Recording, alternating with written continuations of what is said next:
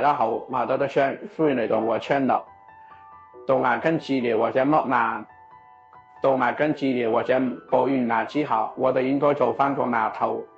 咁我哋嘅牙套目前有國產嘅，有進口嘅，咁有咩區別呢？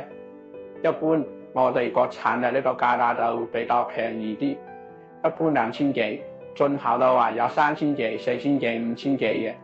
一般嚟講，越貴嘅牙套，佢嘅難度就越大，色澤都越靚。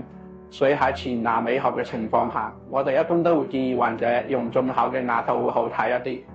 咁我哋喺後牙嘅咬合上面，我哋就同樣建議患者用進口嘅牙套，因為你後牙可能係要食嘢，所以我哋希望牙套嘅抗牙強度會大一啲，硬度都會強一啲，咁樣對我哋嘅咀嚼進食都會有一個更好嘅保障。